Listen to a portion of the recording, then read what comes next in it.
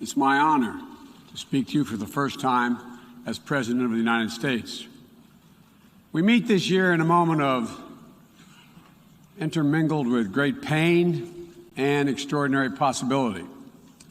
We've lost so much to this devastating pandemic that continues to claim lives around the world and impact so much on our existence.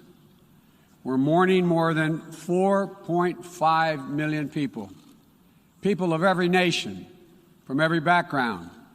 Each death is an individual heartbreak, but our shared grief is a poignant reminder that our collective future will hinge on our ability to recognize our common humanity and to act together.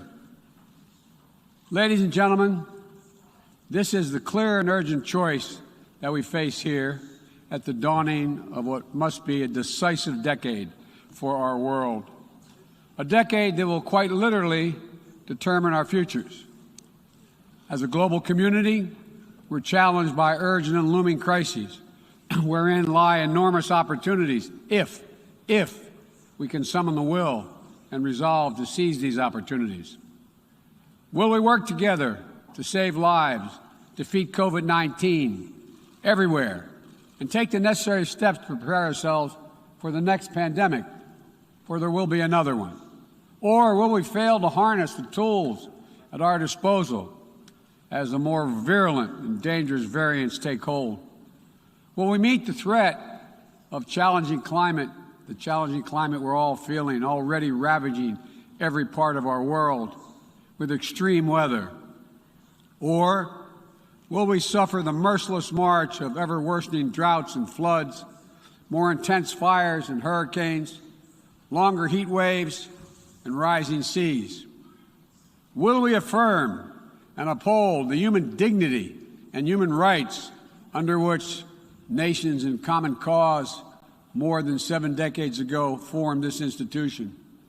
Will we apply and strengthen the core tenets of the international system, including the UN Charter and the Universal Declaration of Human Rights, as we seek to shape the emergence of new technologies and deter new threats? Or will we allow those universal principles to be trampled and twisted in the pursuit of naked political power? In my view, how we answer these questions in this moment, whether we choose to fight for our shared future or not, will reverberate for generations yet to come. Simply put, we stand, in my view, at an inflection point in history. And I'm here today to share with you how the United States intends to work with partners and allies to answer these questions, and the commitment of my new administration to help lead the world toward a more peaceful, prosperous future for all people.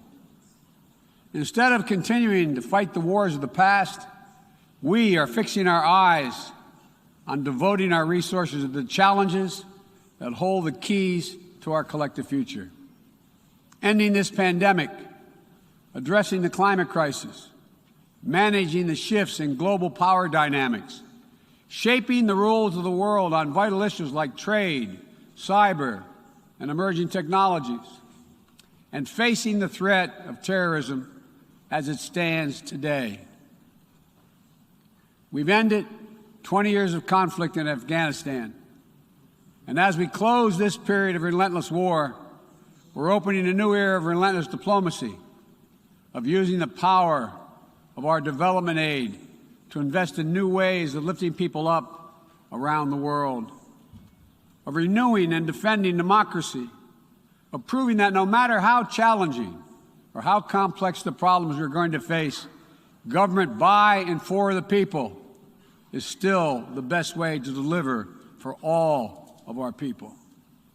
And as the United States turns our focus to the priorities and the regions of the world, like the Indo-Pacific, that are most consequential today and tomorrow, we'll do so with our allies and partners through cooperation at multilateral institutions like the United Nations to amplify our collective strength and speed our progress toward dealing with these global challenges. It is a fundamental truth of the 21st century, within each of our countries and as a global community, that our own success is bound up in others succeeding as well. To deliver for our own people, we must also engage deeply with the rest of the world. To ensure that our own future, we must work together with other partners, our partners, toward a shared future. Our security, our prosperity, and our very freedoms are interconnected, in my view, as never before. And so, I believe we must work together as never before. Over the last 8 months, I prioritized rebuilding our alliances, revitalizing our partnerships, and recognizing they are essential and central to America's enduring security and prosperity. We have reaffirmed our sacred NATO alliance to Article 5 commitment. We're working with our allies toward a new strategic concept that will help our alliance better take on evolving threats of today and tomorrow. We renewed our engagement with the European Union, a fundamental partner in tackling a full range of significant issues facing our world today. We elevated the Quad partnership among Australia, India, Japan, and the United States to take on challenges ranging from health security to climate to emerging technologies.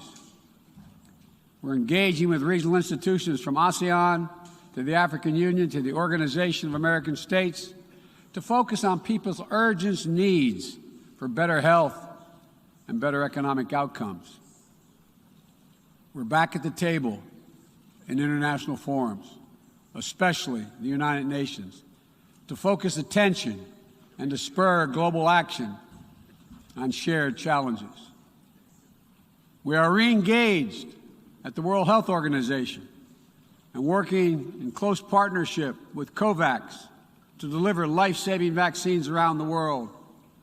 We rejoined the Paris Climate Agreement, and we're running to retake a seat in the Human Rights Council next year at the UN. And as the United States seeks to rally the world to action, we will lead not just with the example of our power, but, God willing, with the power of our example.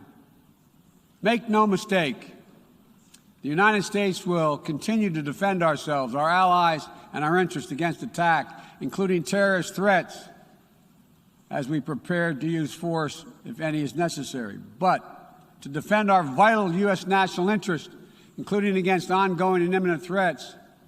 But the mission must be clear and achievable, undertaken with informed consent of the American people, and whenever possible, in partnership with our allies. U.S. military power must be our tool of last resort, not our first. And it should not be used as an answer to every problem we see around the world. Indeed, today, many of our greatest concerns cannot be solved or even addressed through the force of arms. Bombs and bullets cannot defend against COVID-19 or its future variants. To fight this pandemic, we need a collective act of science and political will. We need to act now to get shots in arms as fast as possible and expand access to oxygen, tests, treatments to save lives around the world.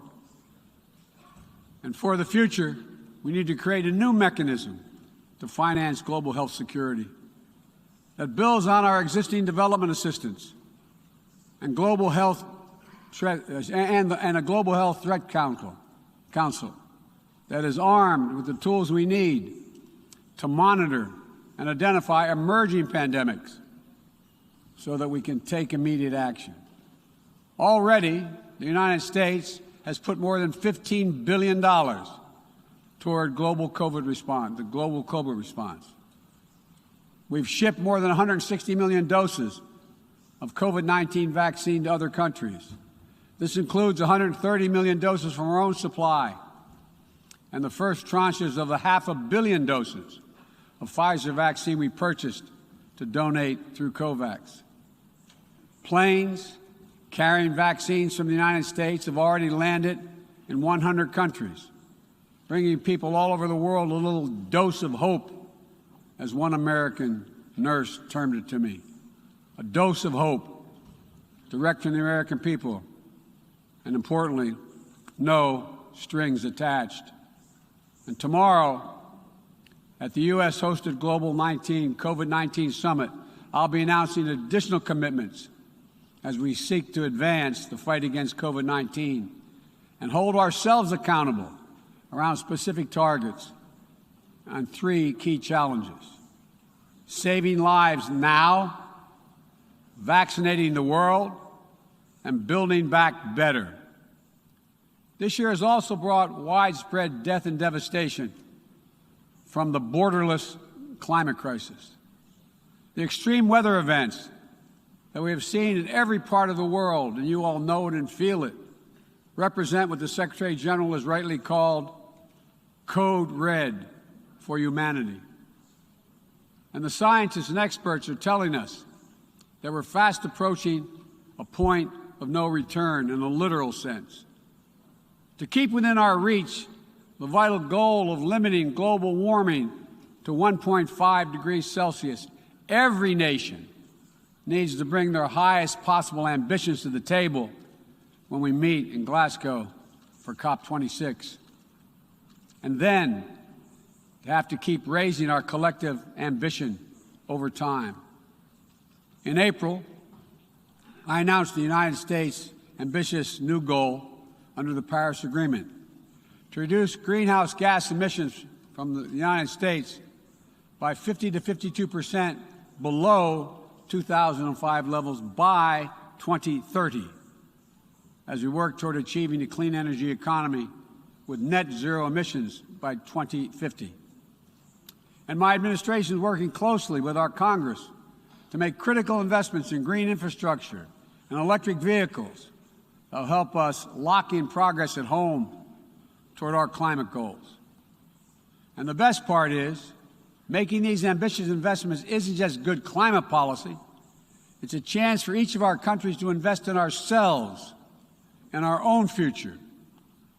It's an enormous opportunity to create good-paying jobs for workers in each of our countries and to spur long-term economic growth that will improve the quality of life for all of our people.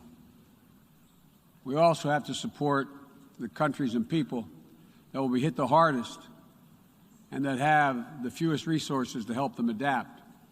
In April, I announced the United States will double our public international financing to help developing nations tackle the climate crisis. And today, I'm proud to announce that we'll work with the Congress to double that number again, including for adaptation efforts.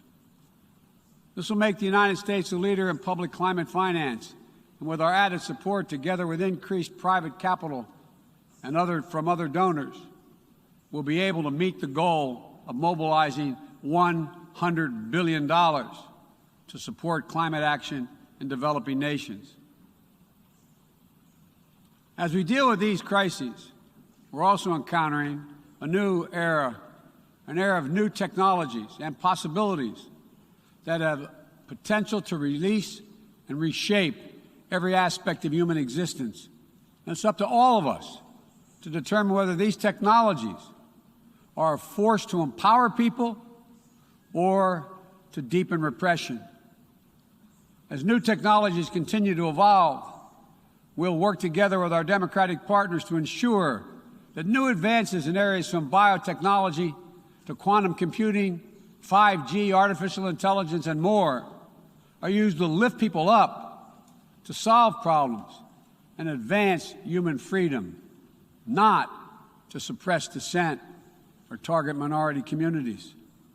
And the United States intends to make a profound investment in research and innovation, working with countries at all stages of economic development to develop new tools and technologies to help us tackle the challenges of this second quarter of the 21st century and beyond. We're hardening our critical infrastructure against cyber attacks, disrupting ransomware networks, and working to establish clear rules of the road for all nations as it relates to cyberspace. We'll reserve the right to respond decisively to cyber attacks that threaten our people, our allies, or our interests. We will pursue new rules of global trade and economic growth that strive to level the playing field so that it's not artificially tipped in favor of any one country at the expense of others. And every nation has the right and opportunity to compete fairly. We will strive to ensure that basic labor rights, environmental safeguards, and intellectual property are protected, and that the benefits of globalization are shared broadly throughout all our societies. We'll continue to uphold the long-standing rules and norms that have formed the guardrails of international engagement for decades, that have been essential to the development of nations around the world. Bedrock commitments like freedom of navigation, adherence to international laws and treaties, support for arms control measures that reduce the risk and enhance transparency. Our approach is firmly grounded and fully consistent with the United Nations mission and the values we've agreed to when we drafted this charter. These are commitments we all made and that we're all bound to uphold. And as we strive to deal with these urgent challenges, whether they're long-standing or newly emerging, we must also deal with one another. All of the major powers of the world have a duty, in my view, to carefully manage their relationships so they do not tip from responsible competition to conflict. The United States will compete, and will compete vigorously, and lead with our values and our strength. We'll stand up for our allies and our friends and oppose attempts by stronger countries to dominate weaker ones, whether through changes to territory by force, economic coercion, technical exploitation, or disinformation. But we're not seeking, say it again, we are not seeking a new Cold War or a world divided into rigid blocs. The United States is ready to work with any nation that steps up and pursues peaceful resolution to shared challenges, even if we have intense disagreements in other areas, because we'll all suffer the consequences of our failure if we do not come together to address the urgent threats like COVID-19 and climate change, or enduring threats like nuclear proliferation. The United States remains committed to preventing Iran from gaining a nuclear weapon. We're working with the P5+1 to engage Iran diplomatically and to seek a return to JCPOA. We're prepared to return to full compliance if Iran does the same. Similarly, we seek serious and sustained diplomacy to pursue the complete denuclearization of the Korean Peninsula. We seek concrete progress toward an available plan with tangible commitments that would increase stability on the peninsula and in the region, as well as improve the lives of the people in the Democratic People's Republic of Korea. We must also remain vigilant to the threat of terror that terrorism poses to all our nations, whether emanating from distant regions of the world or in our own backyards. We know the bitter sting of terrorism. The bitter sting of terrorism is real. We've almost all experienced it. Last month, we lost 13 American heroes and almost 200 innocent Afghan civilians in a heinous terrorist attack at the Kabul airport. Those who commit acts of terrorism against us will continue to find a determined enemy in the United States. The world today is not the world of 2001, though. And the United States is not the same country we were when we were attacked on 9/11 20 years ago. Today, we're better equipped to detect and prevent terrorist threats, and we are more resilient in our ability to repel them and to respond. We know how to build effective partnerships to dismantle terrorist networks by targeting their financing and support systems, countering their propaganda, preventing their travel, as well as disrupting imminent attacks. We'll meet terrorist threats that arise today and in the future with a full range of tools available to us, including working in cooperation with local partners so that we need not be so reliant on large-scale military deployments. One of the most important ways we can effectively enhance security and reduce violence is by seeking to improve the lives of the people all over the world who see that their governments are not serving their needs. Corruption fuels inequality, siphons off a nation's resources, spreads across borders, and generates human suffering. Is nothing less than a national security threat in the 21st century. Around the world, we're increasingly seeing citizens demonstrate their discontent, seeing the wealthy and well-connected grow richer and richer, taking payoffs and bribes, operating above the law, while the vast majority of the people struggle to find a job or put food on the table, or to get their businesses off the ground, or simply send their children to school. People have taken to the streets in every region to demand that their governments address people's basic needs, give everyone a fair shot to succeed, and protect their God-given rights. And in that chorus of voices across languages and continents, we hear a common cry, a cry for dignity, simple dignity. As leaders, it's our duty to answer that call, not to silence it. The United States is committed to using our resources and our international platform to support these voices, listen to them, partner with them to find ways to respond that advance human dignity around the world. For example, there's an enormous need for infrastructure in developing countries. But infrastructure that is low quality or that feeds corruption or exacerbates environmental degradation may only end up contributing to greater challenges for countries over time. Done the right way, however, with transparent, sustainable investment in projects that respond to the country's needs and engage their local workers to maintain high labor and environmental standards, infrastructure can be a strong foundation that allows societies in low and middle-income countries to grow and to prosper. That's the idea behind the Build Back Better world. And together with the private sector and our G7 partners, we aim to mobilize hundreds of billions of dollars in infrastructure investment. We will also continue to be the world's largest contributor to humanitarian assistance, bringing food, water, shelter, emergency health care, and other vital life-saving aid to millions of people in need. When the earthquake strikes, the typhoon rages, or disaster anywhere in the world, the United States shows up. We'll be ready to help. And at a time when nearly 1 in 3 people globally do not have access to adequate food just last year, the United States is committed to rallying our partners to address immediate malnutrition and to ensure that we can sustainably feed the world for the decades to come. To that end, the United States is making a $10 billion commitment to end hunger and invest in food systems at home and abroad.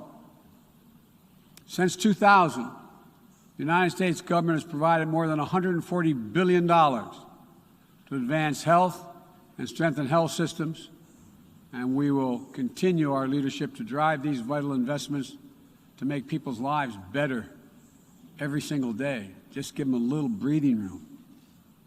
And as we strive to make lives better, we must work with renewed purpose to end the conflicts that are driving so much pain and hurt around the world. We must redouble our diplomacy and commit to political negotiations, not violence, as a tool of first resort. To manage tensions around the world, we must seek a future of greater peace and security for all people of the Middle East. The commitment of the United States to Israel's security is without question, and our support for an independent Jewish state is unequivocal. But I continue to believe that a two-state solution is the best way to ensure Israel's future as a Jewish democratic state, living in peace alongside a viable, sovereign, and democratic Palestinian state. We're a long way from that goal at this moment, but we must never allow ourselves to give up on the possibility of progress.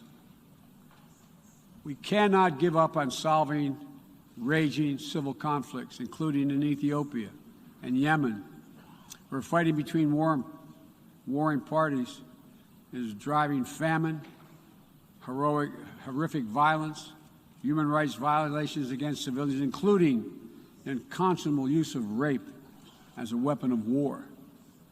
We'll continue to work with the international community to press for peace and bring an end to this suffering. As we pursue diplomacy across the board, the United States will champion the democratic values that go to the very heart of who we are as a nation and a people: freedom, equality, opportunity, and a belief in the universal rights of all people. It's stamped into our DNA as a nation, and critically, it's stamped into the DNA of this institution, the United States. We sometimes forget.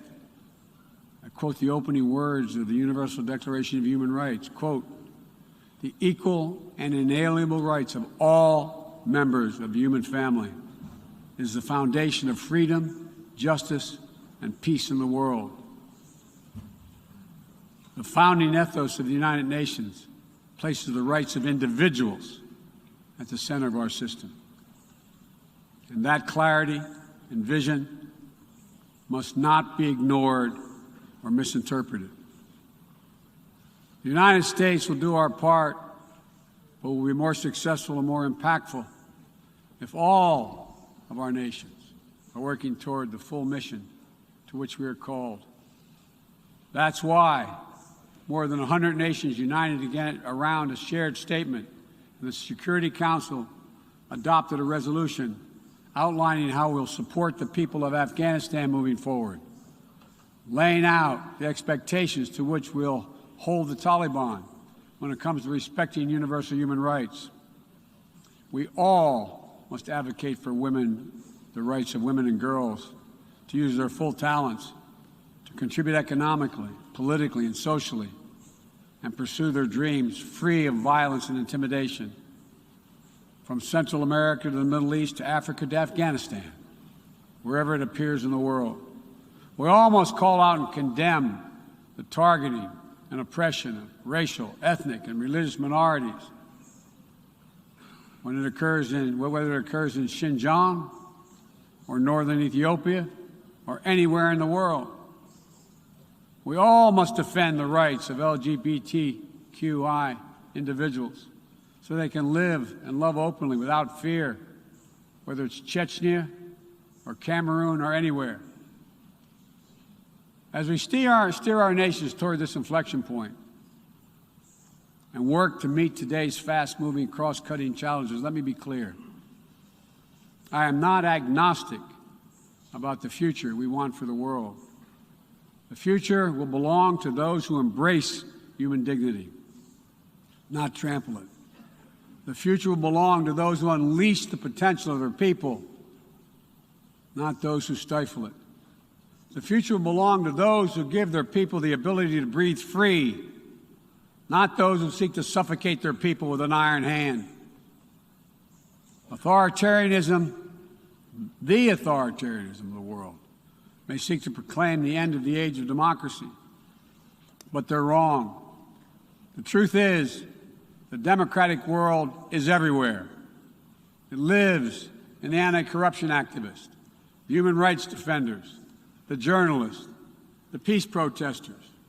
On the front lines of this struggle in Belarus, Burma, Syria, Cuba, Venezuela, and everywhere in between. It lives in the brave women of Sudan who withstood violence and oppression to push a genocidal dictator from power and who keep working every day to defend their democratic progress. It lives in the proud Moldovans who helped deliver a landslide victory for the forces of democracy with a mandate to fight graft, to build a more inclusive economy. It lives and the young people of Zambia who harnessed the power of their vote for the first time, turning out in record numbers to denounce corruption and chart a new path for their country. And while no democracy is perfect, including the United States, we'll continue to struggle to live up to the highest ideals to heal our divisions. And we face down violence and insurrection. Democracy remains the best tool we have to unleash our full human potential. My fellow leaders, this is a moment where we must prove ourselves the equals of those who come before us, who with vision and values and determined faith in our collective future built our United Nations, broke the cycle of war and destruction, and laid the foundations for more than 7 decades of relative peace and growing global prosperity. Now, we must again come together to affirm the inherent humanity that unites us is much greater than any outward divisions or disagreements.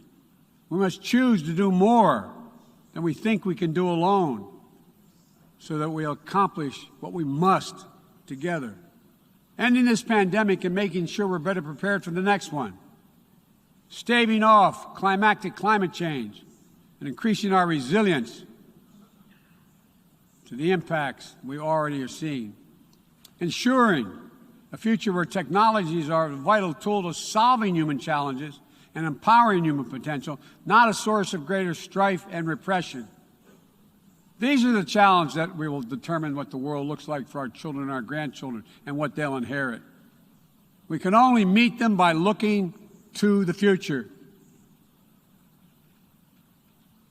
I stand here today for the first time in 20 years with the United States not at war. We've turned the page. All the unmatched strength, energy, and commitment, will, and resources of our nation are now fully and squarely focused on what's ahead of us, not what was behind. I know this. As we look ahead, we will lead. We will lead on all the greatest challenges of our time, from COVID to climate, peace and security, human dignity and human rights, but we will not go it alone. We will lead together with our allies and partners and in cooperation with all those who believe as we do that this is within our power to meet these challenges, to build a future that lifts all of our people and preserves this planet. But none of this is inevitable. It's a choice. And I can tell you where America stands. We will choose to build a better future. We, you and I, we have the will and capacity to make it better. Ladies and gentlemen, we cannot afford to waste any more time. Let's get to work. Let's make our better future now. We can do this. It's within our power and capacity. Thank you. God bless you all.